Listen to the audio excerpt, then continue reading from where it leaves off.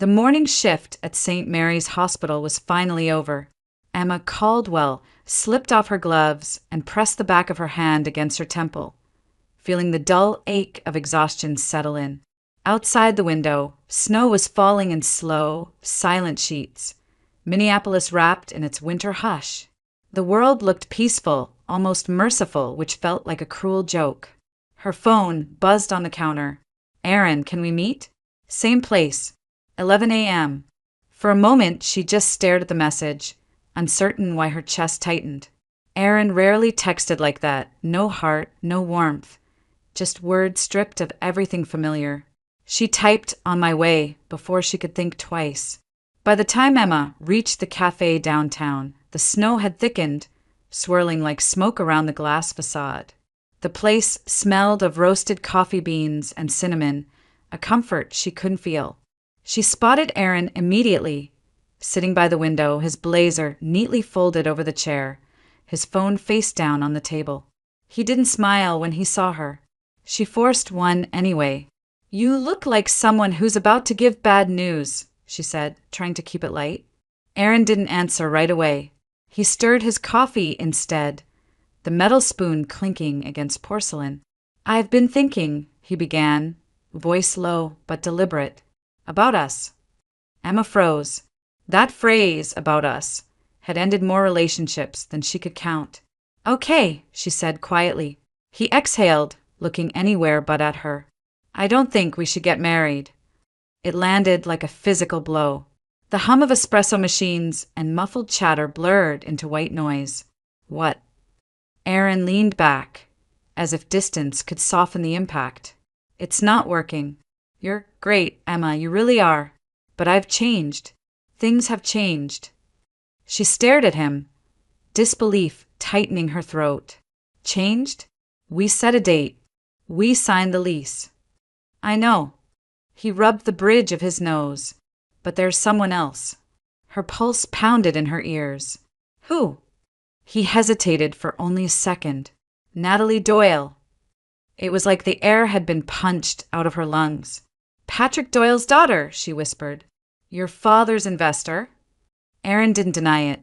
He simply looked at her, cold, measured, almost relieved. "It's complicated, but she and I, it just makes sense. Her family's been good to us. To me." Emma laughed, a sound sharp enough to make the couple at the next table glance over. "Good to you," she repeated. "That's what this is about, isn't it? You want a shortcut." He didn't argue. He reached into his coat pocket, pulled out the small velvet box she'd returned to him after the fitting. Inside, the engagement ring caught the light, a pale diamond surrounded by frost.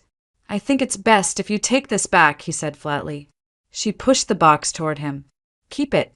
You'll need it soon enough." For a second, something flickered across his face, shame, maybe, but it vanished as quickly as it appeared. He stood up, adjusted his tie, and without another word, left her sitting there with her untouched coffee and the echo of a life that had just collapsed. The snow hit harder when she stepped outside. Minneapolis looked blurred, almost dreamlike. Her breath came out in uneven clouds as she walked, no destination in mind, just the need to move, to feel something other than the hollow ringing in her chest. By the time she reached the modest house on Willow Street, her fingers were numb. Patricia Caldwell opened the door before Emma even knocked. Her mother's silver hair was tied back, her eyes tired but kind, the kind of warmth that made the tears harder to hold. "Sweetheart," Patricia said softly, taking her coat. "What happened?" Emma tried to answer, but her voice cracked. "He's gone." Patricia didn't ask more. She just pulled her daughter into her arms, holding her tightly, like she had when Emma was a child scared of thunderstorms. "Then let him go," she whispered. "You don't chase people who can't see your worth." They stood there for a long time, the only sound the ticking of the old kitchen clock. Later that night, after Patricia went to bed, Emma sat alone in the kitchen. The house creaked with winter wind. On the table lay her engagement planner, a pastel notebook filled with dreams now meaningless, guest lists, color swatches, the name Aaron Blake written in looping cursive. She turned off the lamp, leaving the room bathed in the dim light of the street outside. Snowflakes brushed against the window pane like ghosts of something gentle and fleeting. Her reflection looked back at her, pale, tired, unrecognizable. For the first time, she didn't fight the tears. She let them fall, silent and unrestrained. It wasn't rage this time or heartbreak. It was the quiet collapse that comes when a person realizes there's no one left to hold on to. When the clock struck midnight, Emma finally stood, rinsed her cup, and whispered to the empty kitchen, "Tomorrow will be different." But deep down, she didn't believe it. Not yet. Morning sunlight filtered weakly through the frost-covered kitchen window, turning the steam from Patricia Caldwell's coffee into a soft mist. She sat across from her daughter, studying Emma's pale face as the younger woman stirred a cup she hadn't tasted. The silence between them was thick, but not uncomfortable. Just heavy, the way grief tends to settle after a storm. "Emma," Patricia said finally, her voice gentle but firm, "don't lose your faith in goodness. Not everyone disappoints you the way he did." Emma nodded without looking up. The words were meant to heal, but they landed like a bandage over a wound still bleeding. She managed a faint smile. "I'm not sure I have much faith left, Mom." Patricia reached across the table and squeezed her hand, "Then borrow mine for a while." The warmth in that simple phrase stayed with Emma long after she left the kitchen. She spent the rest of the morning half-heartedly scrolling through job listings, pretending to care. She wasn't ready to return to the hospital yet, not to the same halls where Aaron used to wait for her after shifts, not to the same cafeteria where he'd once promised forever. Her phone buzzed on the counter. "Becky Miller, hey Em. Still looking for work? I might have something, private care, good pay." Emma frowned and called back immediately. Becky's cheerful voice filled the line, cutting through the haze. "There's this man, wealthy, mid-30s, had an accident a year ago. Lives out by Lake Minnetonka," Becky explained. "He's looking for a live-in nurse. Mostly mobility assistance, meds, basic PT routines. You'd have your own room. Meals covered, and the salaries," she paused for effect, "more than generous." "How generous?" Emma asked skeptically. "Let's just say you could pay off your car in 3 months." That was enough to make her sit up straight. "What's the catch?" "No catch," Becky said. "But he's difficult. Fired 5 nurses already. The housekeeper's the gatekeeper. You'll have to impress her first. Her name's Mrs. Sophia Green. I told her about you." Emma hesitated. "Becky, I don't know. I'm not exactly in the best shape to deal with difficult people right now." "That's exactly why you should do it," Becky countered. "You need a change of scenery, Em. Let someone else's problems drown out yours for a while." 2 hours later, Emma found herself in front of a sprawling estate hidden behind iron gates. The sign at the entrance read Mercer Estate, the letters carved elegantly into dark wood. The long driveway wound through a forest of snow-laden pines before opening onto a modern glass and stone mansion overlooking the frozen lake. She stepped out of the rideshare, heart thudding. The cold bit at her cheeks as she walked toward the massive front door. Before she could knock, it opened. A tall, silver-haired woman in a gray wool suit stood there, posture impeccable. Her expression was polite but unreadable. "You must be Miss Caldwell," she said, voice clipped and precise. "I'm Mrs. Green." "Yes, ma'am. Thank you for seeing me." Mrs. Green led her inside. The entryway gleamed with polished marble floors and minimalist decor. Cold beauty, perfectly arranged. "Mr. Mercer values order and discretion," the woman explained. "You'll find both essential if you wish to work here." They stopped at a small sitting area by the window. Mrs. Green gestured for Emma to sit, then opened a leather folder. "You come highly recommended by Ms. Miller. Your credentials check out. Before we proceed, this is a confidentiality agreement." She slid the document across the table. Emma read quickly. No photographs, no outside contact without approval, No discussions about the patient's health or personal life. It was stricter than any hospital policy she'd known. "I understand," Emma said, signing her name. "Mrs." Green nodded approvingly. "You'd be responsible for medication schedules, meal coordination, and assisting with therapy. 2 days off per month. Starting salary, $100,000 a year, plus benefits." Emma blinked. "That's triple what I made at the hospital." "Mr. Mercer can afford to be generous," Mrs. Green said. "He demands professionalism and privacy in return. Does that frighten you?" "Honestly." Emma met her gaze. "No, I think I could use a challenge." For the first time, the woman's lips curved into something almost resembling a smile. "Then you'll report tomorrow at noon. Bring your essentials. Everything else will be provided." As Emma signed the final form, a strange calm washed over her. It wasn't happiness exactly, more like quiet surrender to whatever fate had planned next. When she stepped back outside, snow had begun falling again, soft and slow. A black SUV idled by the gate, waiting to take her home. As the car pulled away, she watched the trees blur past, pine branches heavy with frost, the pale sky fading into silver mist. For the first time in weeks, she felt something stir inside her, fragile but real. Maybe this was what starting over looked like. Not fireworks or redemption, but a silent drive through winter woods, heading toward a life she hadn't imagined but might finally deserve. The next day, the SUV rolled through a long stretch of pine forest before the road opened to reveal Mercer Estate in full view. The house looked like something drawn from another world. Steel, glass, and stone layered into sharp, elegant lines.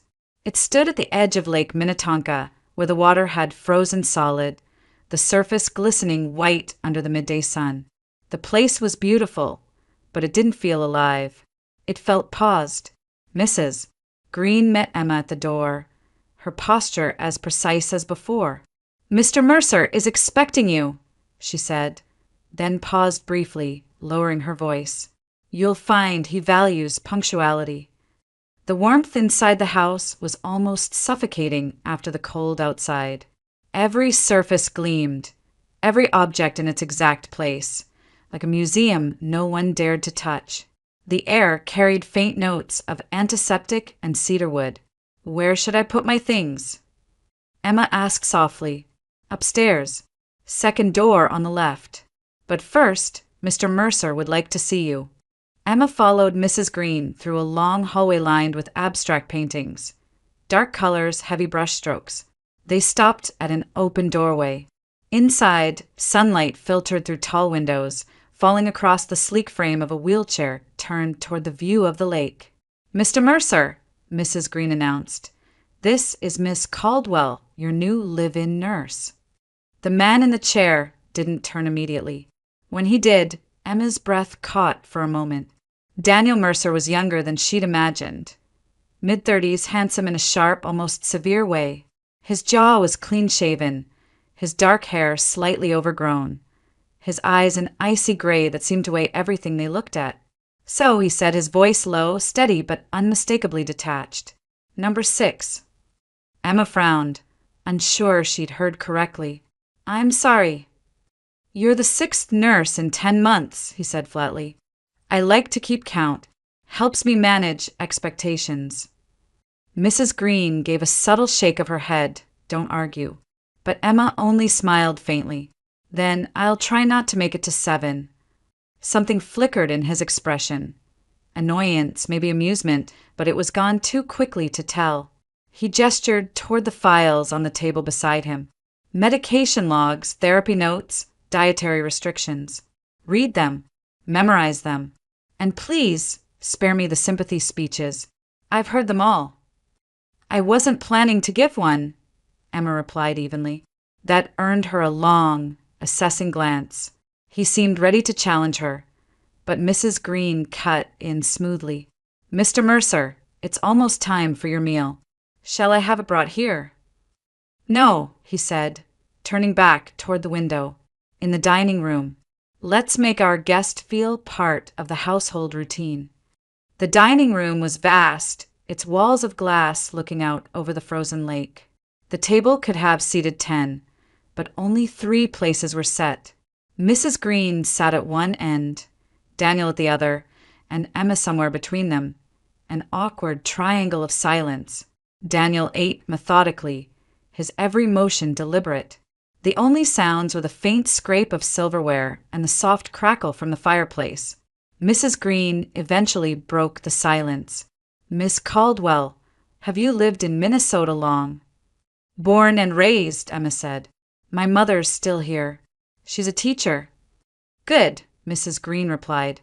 "Stability matters in this job."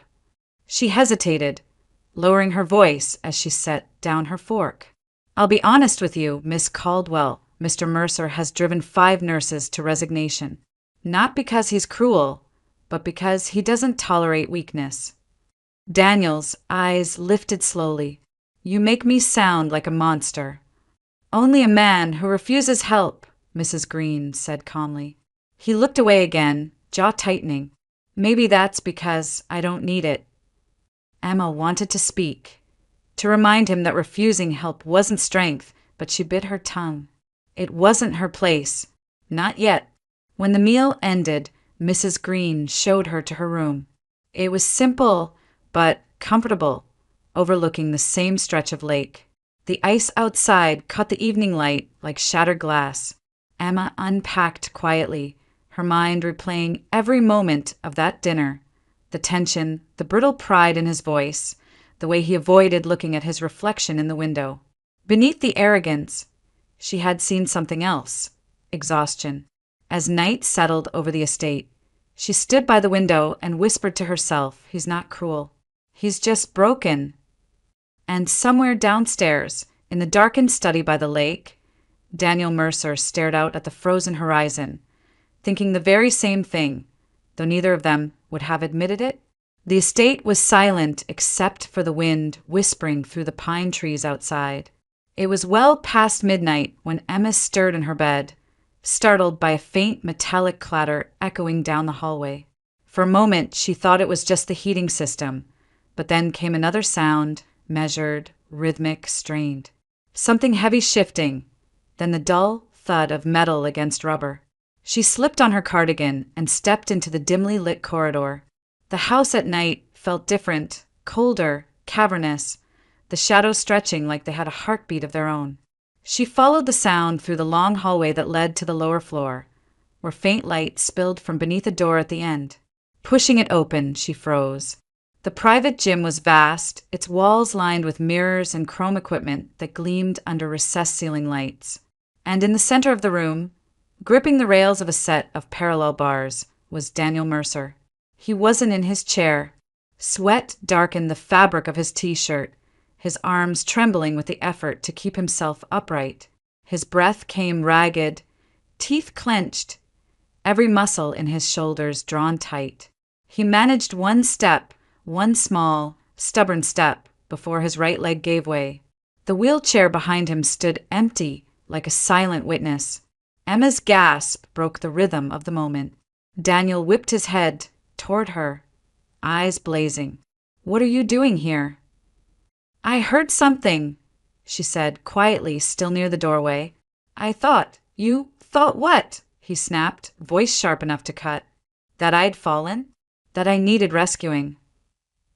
He tried to straighten, gripping the rails again, but his hand slipped. The jolt sent a flash of pain through his expression. Instinctively, Emma took a step forward. "Let me." "Don't," he barked. "Don't you dare." The words hung in the air like frost. She stopped where she was, heart pounding. He stared at her, chest heaving, anger covering something far more fragile. "You shouldn't have come here," he said through his teeth. "You don't belong in this part of my life." Emma held her ground. "Then what part of your life does anyone belong to, Daniel? The part where you sit by the window and pretend you're not still fighting to stand." His jaw tightened, but he didn't answer. He turned away, reaching for the chair. His hand shook slightly, betraying the exhaustion that pride refused to admit. Without a word, Emma walked to the far end of the bars, standing quietly until his eyes flicked up again. You don't have to do this alone, she said softly. He let out a bitter laugh. You think a nurse can fix this? I think a human being can try. Silence stretched between them, thick with defiance. She didn't move closer, didn't reach out, just waited. Slowly, almost reluctantly, he lowered himself into the chair, sweat glistening on his forehead. The defiance in his eyes dimmed, replaced by something weary and real. You saw nothing tonight, he muttered. Then let me be the one who helps you keep it that way, she replied. That made him pause. He studied her face, as if searching for pity and finding none. Why? He asked finally. Because I've seen people give up, she said. And I know what it looks like when someone hasn't. For a long moment, the only sound was his uneven breathing. Then, quietly, he said, If we do this, it's on my terms. No reports, no therapists, no witnesses. You understand. Emma nodded. On one condition. He frowned. What condition? You trust me. He looked at her, the hint of a smirk tugging at one corner of his mouth. That's not something I give easily. I'm not asking you to give it, she said. Just don't take it away once it's there. Mrs. Green's voice called faintly from upstairs, a floorboard creaking, the sound of the old house breathing again. The moment passed, leaving only the faint hum of the lights above. Daniel turned back toward the window at the far end of the gym. Outside, the lake glowed faintly under the snowlight, a thin veil of white drifting across the glass. You should get some sleep, Miss Caldwell, he said quietly, almost gently. Emma nodded. You too, Mr. Mercer. When she left, he didn't move for a long time. His hand still rested on the rails, his breath still unsteady, but his gaze followed the doorway she had disappeared through. For the first time in months, the silence didn't feel empty. Snow began to fall harder outside, soft flakes swirling against the window pane. Daniel looked at them for a while, his reflection faint in the glass. Shoulders slumped, eyes tired, but no longer entirely alone. The next few days settled into an uneasy rhythm. Every morning at 7, Emma arrived in the gym where Daniel waited, always pretending he wasn't waiting. The sessions were long, tense, and often ended with him snapping something sharp she refused to take personally. He hated being told what to do, but he hated failing more. Straighten your spine, she'd remind him. You're compensating with your arms again. I know what I'm doing, he'd mutter, jaw tight, muscles trembling. You wouldn't still need me if you did, she'd counter evenly. And for a fleeting second, his lips would twitch. Not a smile exactly, but the closest he had come to one. The progress was slow, but undeniable. Each day, he stood a little longer, moved a little steadier, learned to fall and rise again without shattering. Sometimes she caught the flicker of pride in his eyes before he buried it under sarcasm. By the fourth morning, Emma arrived to find him already at the bars, his breath visible in the cold air. You're early, she said, surprised. I don't like waiting for anyone, Daniel replied. That makes two of us. It was becoming their language, banter layered over the silence of shared determination. The bruises on his hands were proof that this was no longer about control. It was about trust, a quiet pact forged not with promises but with effort. Mrs. Green watched them from the doorway sometimes, saying nothing, but her expression softened when Emma guided Daniel's balance, never touching him unless he asked. The air between nurse and patient had shifted, no longer wary, just charged with the fragile respect that grows between two people rebuilding something broken. Then, one cold morning, the spell broke. Mrs. Green's voice called up the stairs. Mr. Doyle is here to see you, sir. Emma glanced at Daniel. His entire body went still, shoulders rigid. Patrick Doyle, he repeated, the name tasting bitter. An old business partner, Mrs. Green added, before disappearing down the hall. Daniel exhaled slowly, wheeling himself toward the office. You should take a break, Miss Caldwell. Emma hesitated. Do you want me to leave? His tone softened just enough to sound final. I said take a break. She nodded, though curiosity gnawed at her. From the hallway, she heard the faint murmur of men's voices, the low hum of polite hostility. When she passed the office a few minutes later, she caught a glimpse through the half-open door. Patrick Doyle was tall, broad-shouldered, with the easy charm of a man used to getting his way. His smile was polished, but his eyes carried calculation. "You're looking well, Daniel," he said, setting a sleek leather folder on the desk. "Better than I expected, given the circumstances." Daniel's expression stayed unreadable. "You didn't come here to check on my health." Patrick laughed, sitting down like he owned the chair. "No, I came to talk about the company. There's been momentum. Investors are eager for stability. The board thinks it might be time to consider a new management structure, more modern, less dependent on one man's recovery." Emma froze just outside the doorway. The phrasing was too smooth to be innocent. Share transfer, new management, the same words Becky had used once to describe corporate takeovers. Daniel's hand tightened on the armrest. "You mean less dependent on the man who built it?" Patrick spread his hands in mock surrender. "It's nothing personal. You've done an incredible job, Daniel. But recovery takes time. The market doesn't wait."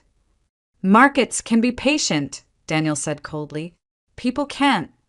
Their eyes locked. Two men who'd once been allies, now standing on opposite ends of a crumbling empire.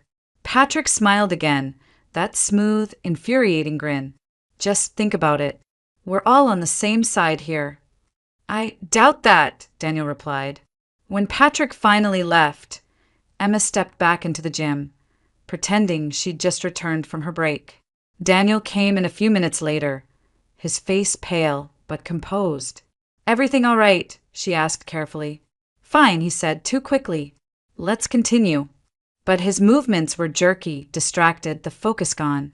She adjusted the weights, silent. The air between them felt heavier now, threaded with unspoken tension neither dared name.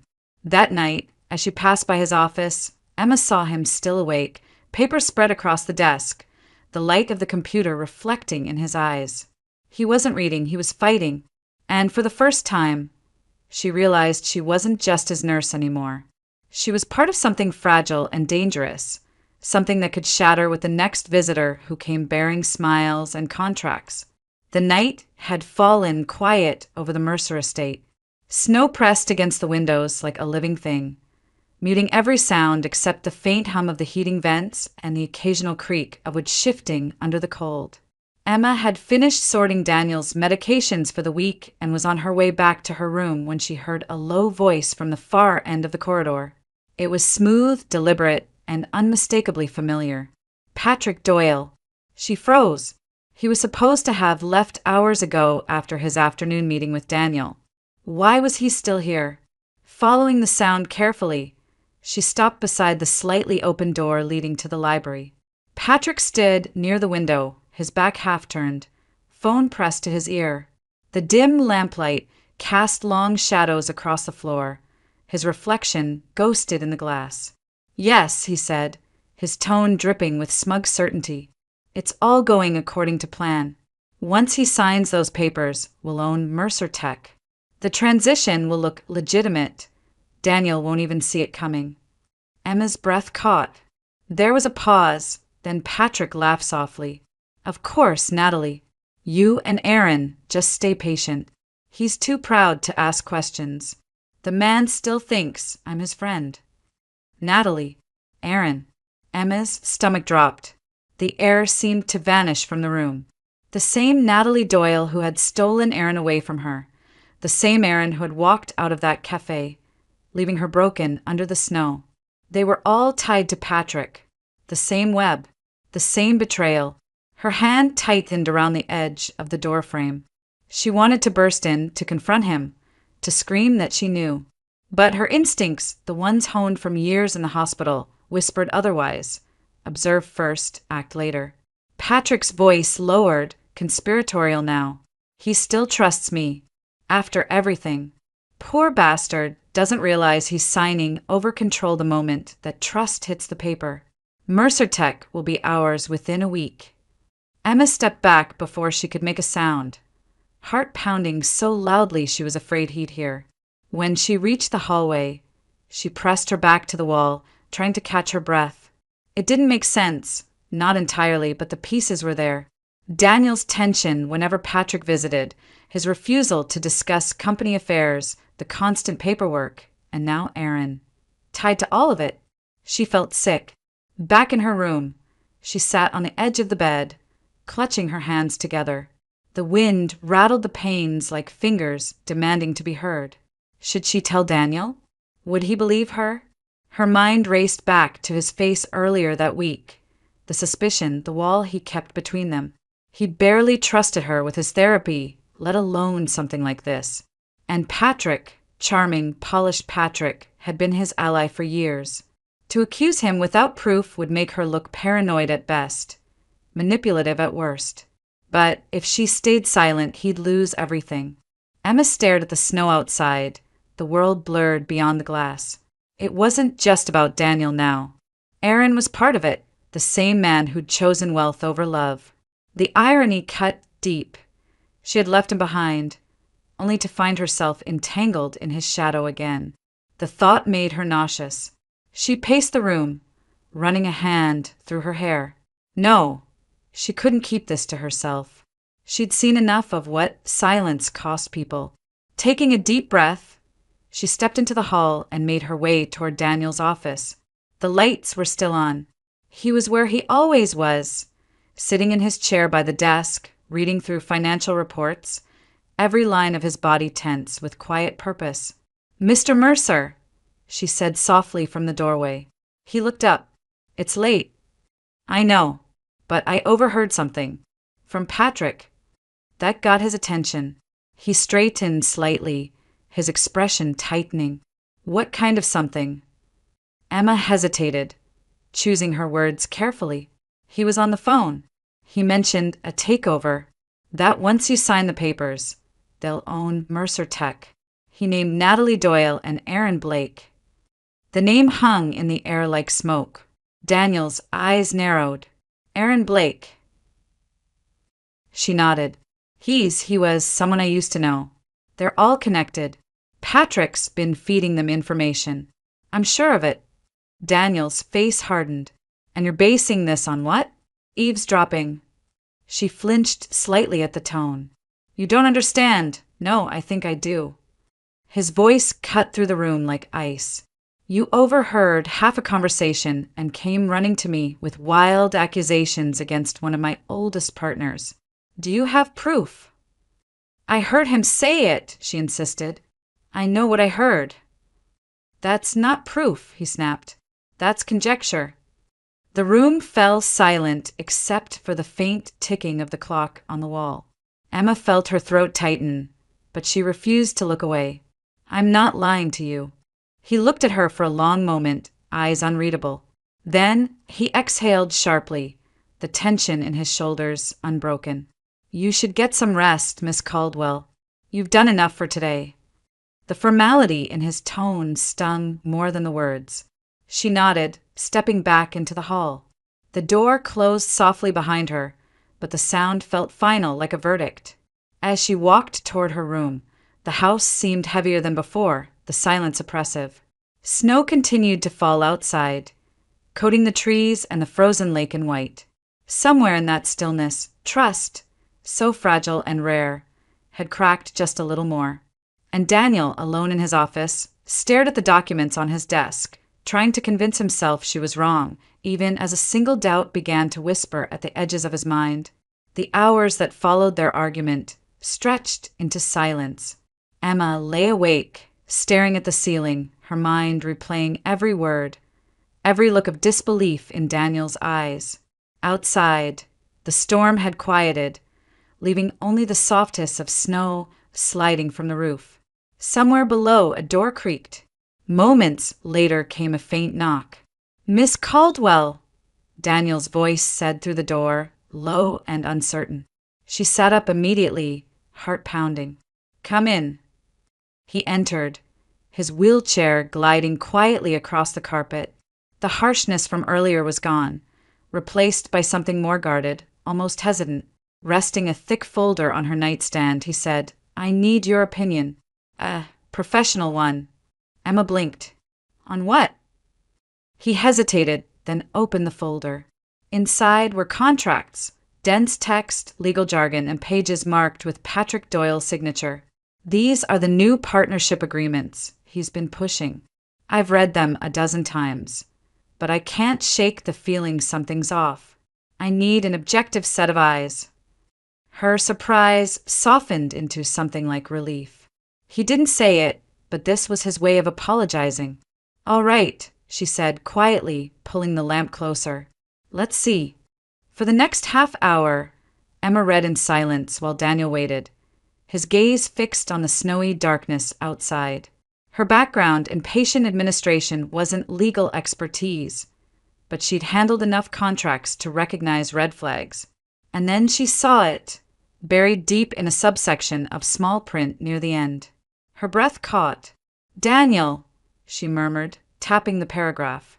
"Here, in the event of incapacitation or sustained inability to perform executive duties, controlling interest shall be automatically transferred to the acting board representative." He frowned. That clause was meant for emergency continuity. "It's standard. It's not," she interrupted softly. "Not like this. There's no reversal clause. No board review. It's a permanent transfer of control." The realization hit him visibly, the color draining from his face. He took the papers from her and read the section again, his jaw tightening with each line.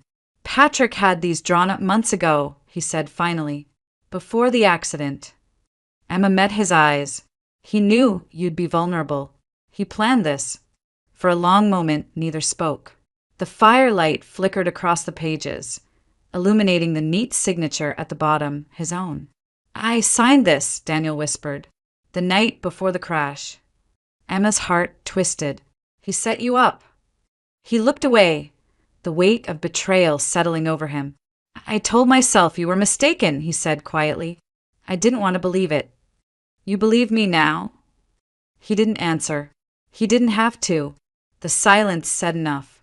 When she finally drifted to sleep, Daniel was still there, motionless, staring at the paper like it was something alive and poisonous. The next morning, Emma drove into town to refill his prescriptions. The sky was pale and brittle, the kind of cold that seemed to scrape the lungs. Inside the small pharmacy, she handed over the list and waited by the counter. And then she heard it. "Emma Caldwell," a too familiar voice said from behind her. She turned and froze. Aaron Blake stood there, his expensive coat dusted with snow, his arm wrapped casually around Natalie Doyle, the same Natalie who had smiled across that cafe table like she'd already won. "Well, if it isn't the good nurse," Aaron said with a grin.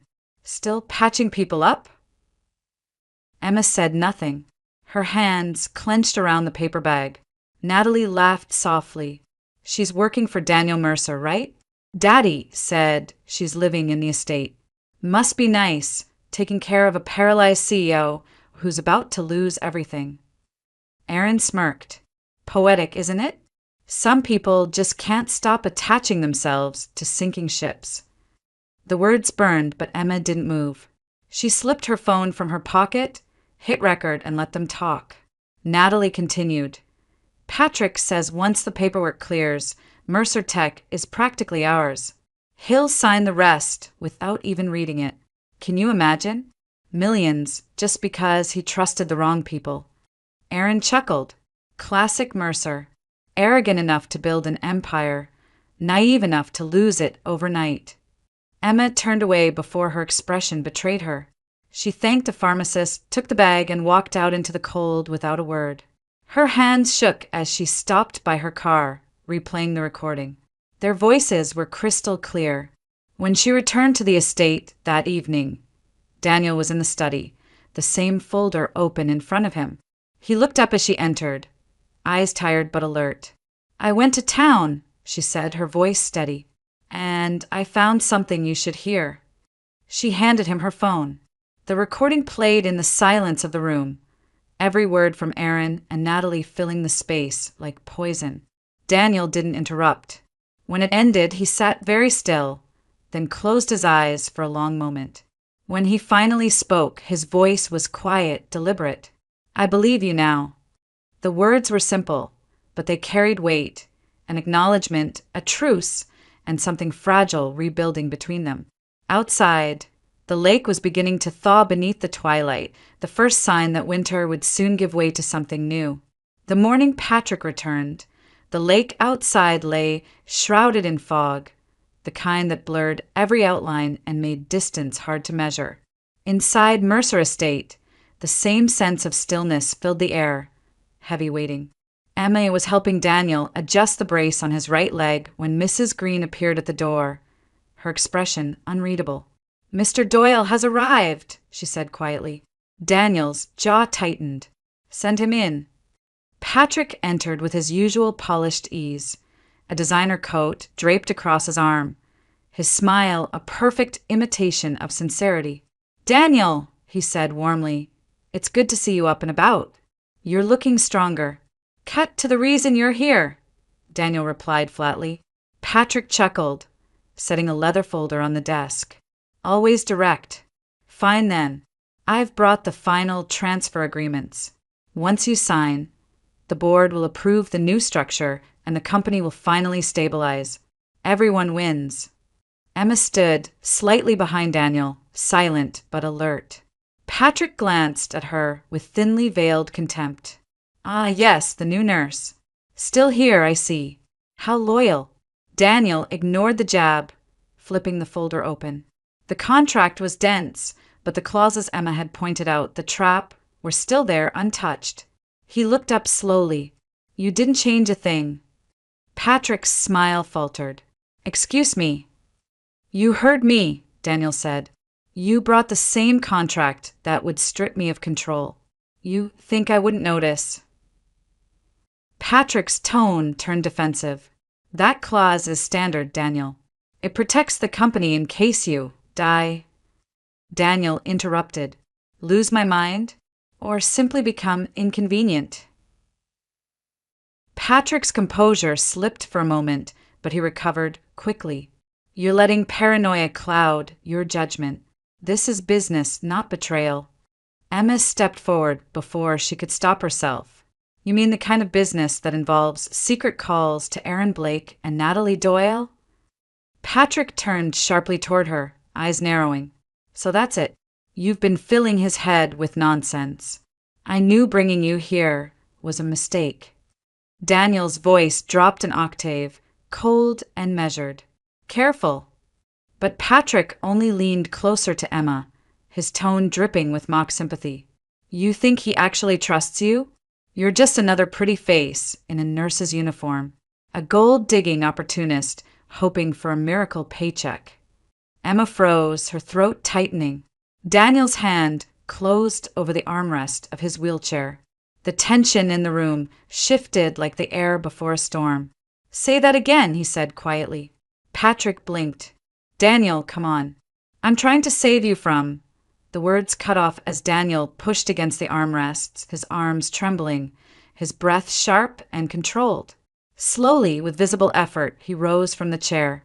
Emma's eyes widened. She'd seen him stand before, but never like this, steady, deliberate, without assistance.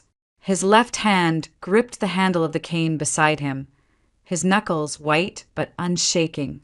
Patrick stared, stunned. You can stand." Daniel's gaze was level, the gray in his eyes burning now. "I can do a lot more than stand," he said, his voice low and dangerous. "And this conversation ends now." The room fell completely silent. Even the fire seemed to hold its breath. Patrick took a step back, face pale but defiant. "You're making a mistake, Daniel.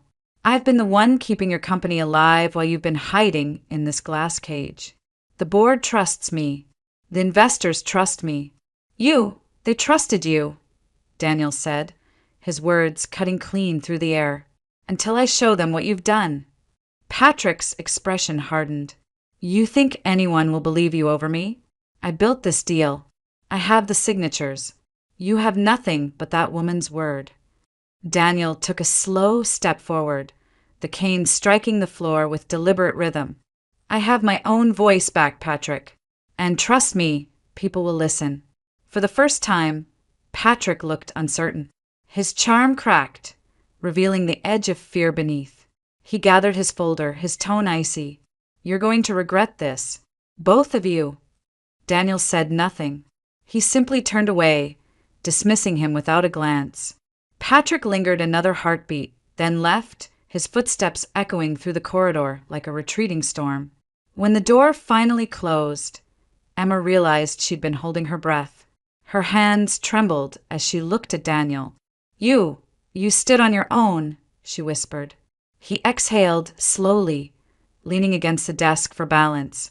Barely. That's not the point, she said, her voice unsteady. You did it. He met her eyes, tired, fierce, but softened in a way she hadn't seen before. You were right about him, he said. About all of it. She shook her head. You didn't have to prove it like that. His mouth curved in a faint, weary smile. Maybe I did. A beat passed.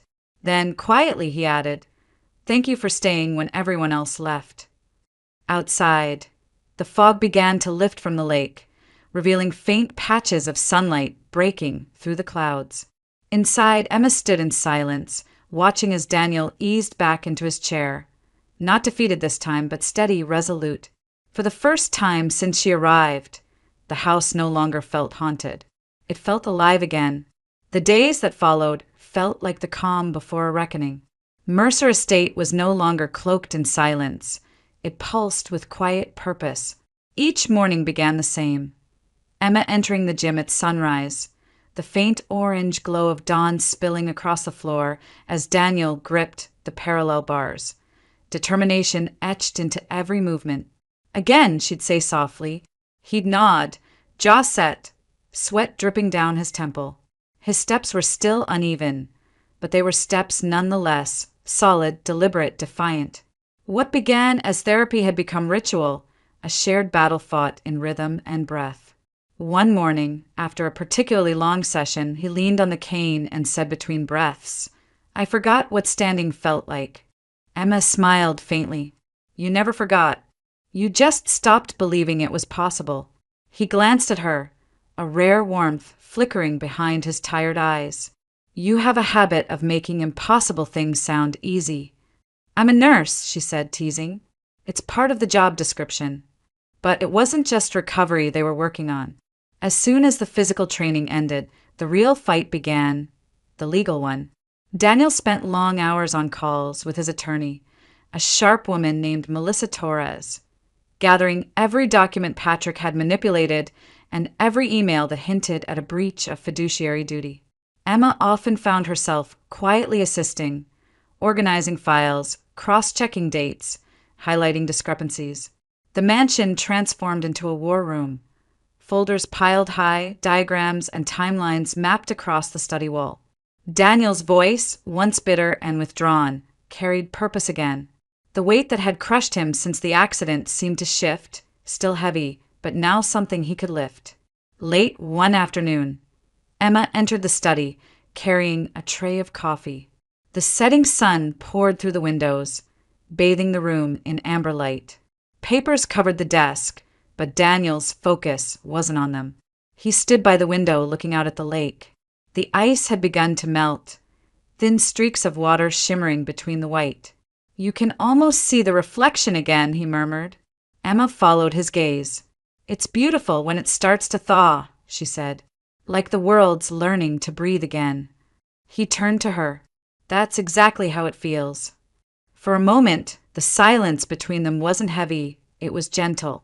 Neither of them spoke, but everything unspoken lived there in the space. Gratitude, respect, something deeper that neither dared name. Melissa's confident. Emma asked, breaking the moment softly. Daniel nodded. She believes we have enough to expose Patrick. The board will review everything in 2 days. And you? I'm ready, he said simply. For the first time in months, I feel like myself again. Emma smiled. Then let's make sure you walk into that room like the CEO you are." He laughed quietly. "You're relentless, you know that?" "Someone has to be." The next morning, Daniel insisted on practicing standing during a mock presentation. Emma sat across from him with a notepad, pretending to be the board. He made it through the entire speech without losing his balance. When he finished, she clapped softly and he rolled his eyes, but the pride in his face was unmistakable. That evening, as they reviewed documents one last time, Emma noticed the photo on his desk. A younger Daniel with his late father at a ribbon-cutting ceremony. Both men smiling in front of the Mercer Tech sign. "He'd be proud," she said quietly. Daniel followed her gaze, his voice softer. "He taught me to build things that last. I just forgot that trust isn't one of them." Emma hesitated, then said, "Maybe it still can be, if you give it to the right people." Their eyes met briefly. The air between them shifted again, warmer, heavier, threaded with understanding neither tried to explain. When she left the study that night, Daniel lingered by the window, watching her reflection fade down the hall. He didn't call after her, didn't say the words that hovered in his chest. It wasn't time yet. And upstairs, Emma sat in the quiet of her room, the light from the lake glinting across her window pane. She knew what she felt wasn't simple, and maybe it wasn't meant to be. Some connections weren't born out of romance. They were built in the wreckage, forged by pain and patience. The next dawn would bring the final test. For now, the lake outside shimmered gold under the fading light, and the house, once haunted by silence, breathed again with hope. The day of the board meeting dawned cold and bright. Frost still rimmed the edges of the Mercer estate windows, but the lake outside was beginning to stir, streaks of thaw cutting through the ice like veins of light. Inside, the air hummed with quiet resolve. Daniel Mercer stood in front of the mirror, his suit pressed, his tie perfectly knotted. Beside him, his cane leaned against the dresser, a symbol of progress more than limitation. Emma stood at the doorway, her hands clasped. "You're ready," she said softly. Daniel looked up, meeting her reflection in the mirror. "I've been ready for a long time," he said. Then, with steady precision, he took the cane and turned toward her. His steps were slow but sure, every one of them earned. An hour later, they arrived at Mercer Tech's downtown headquarters. The lobby was a blur of familiar faces, assistants whispering, executives glancing in disbelief as Daniel crossed the marble floor unaided, except for his cane. It was the first time most of them had seen him standing since the accident. Whispers rippled through the crowd. When the glass doors to the boardroom opened, silence fell. Patrick Doyle was already there, his polished charm strained beneath the weight of anticipation. To his right sat Natalie Doyle, her expression carefully neutral, and beside her Aaron Blake, smug but pale, as if uncertain which side of history he was on. "Daniel," Patrick said, rising with feigned warmth. "It's good to see you on your feet." Daniel's voice was calm, almost detached. "You might want to sit down, Patrick. You'll need it."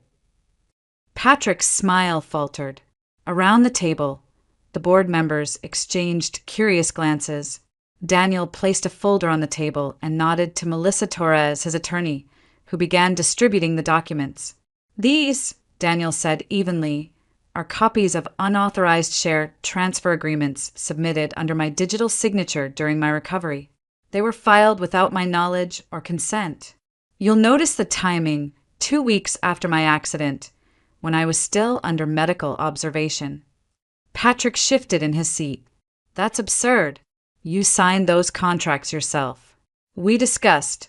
"We didn't," Daniel cut in, "because you arranged for me to sign them electronically using credentials you obtained while I was sedated." He turned to the board.